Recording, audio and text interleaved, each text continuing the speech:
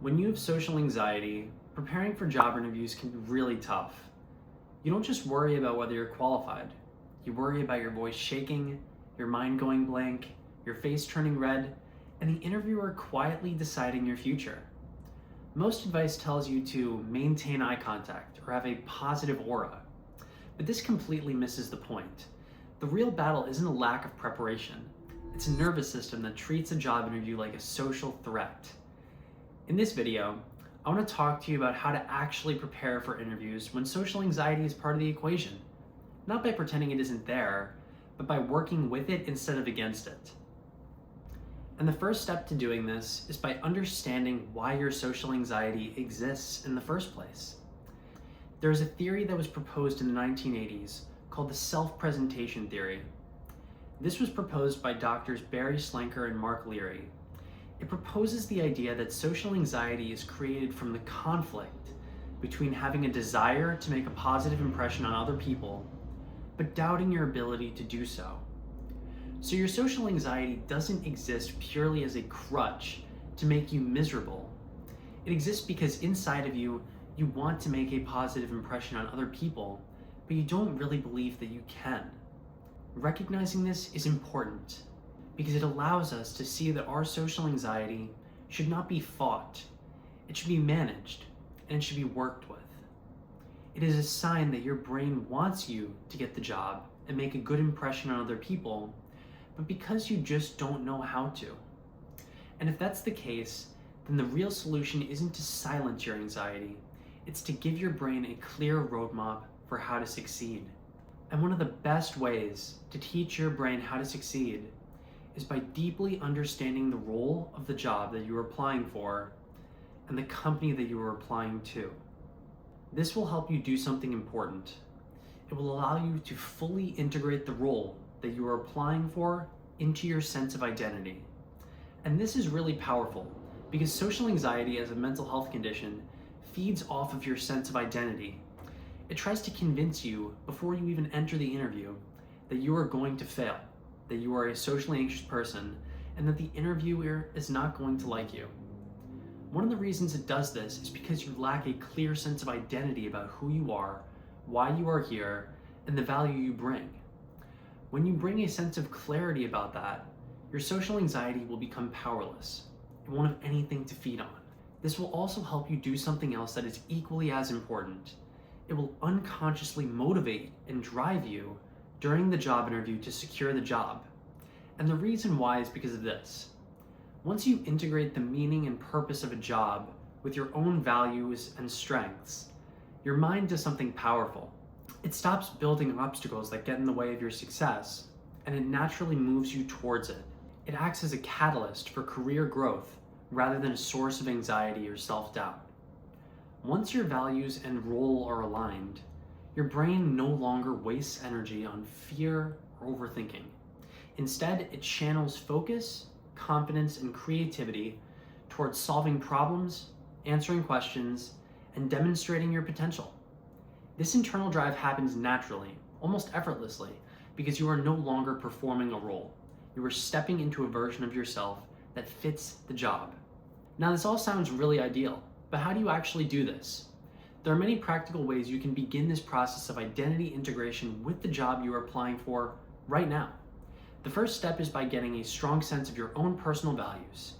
Consider thinking to yourself about moments in your life when you felt most proud of who you were. Ask yourself what qualities you were expressing in those moments. Were you being courageous, creative, loyal, analytical, compassionate, independent, disciplined? Most of the time, what we feel most proud of is aligned with our deepest convictions and values. So analyzing moments when you felt most proud of yourself can help you understand your underlying values. You can also look in the opposite direction. Think about situations in the past that left you feeling frustrated, resentful, or angry. Think about a time when something happened in the world or around other people and it just got your stomach churning. Like someone cutting you in line, someone taking up 2 parking spaces instead of 1. These reactions often point directly to violated values. If you strongly believe in authenticity and you witness someone else making fun of somebody, that is probably going to ignite a sense of indignation inside of you. So using these personal examples of frustration and anger can be a powerful way to interpret the values you have about yourself, others, and the world around you. The last way you can begin to understand your personal values is by noticing who you naturally admire. The traits you consistently respect in other people tend to mirror the traits you either already value in yourself or wish to cultivate. Do you admire people who take initiative, who speak honestly, who build things, who care deeply for others, who lead with vision? That admiration is rarely random, and it normally points to something underneath that guides who you are on a day-to-day basis. All of these are ways of understanding your values, but it's only one small step in preparing for your job interviews. Once you start to get a strong feeling about what your values actually are, the next step is to begin researching the job and company you are applying for. There are a wide variety of ways you can do this, and it really depends on the kind of job you are applying for, but here are some ways you can go about doing this. Start with the job description itself and dissect it carefully.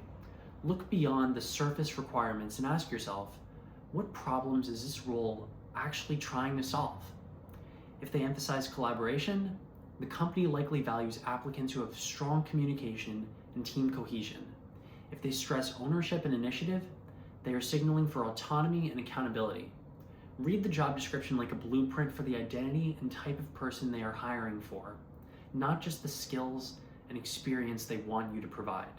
Next, analyze employee experiences. Understanding how other people in the company feel about the culture can give you a sense of who the company might want to hire.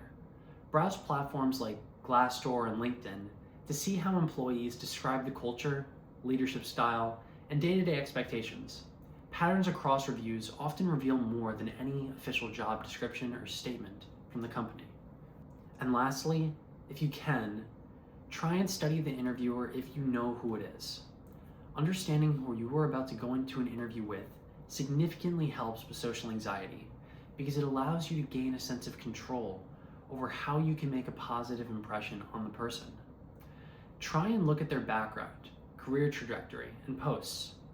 Try and find something about this person that you can relate to them with. Finding anything will help with uncertainty and could help manage your anxiety.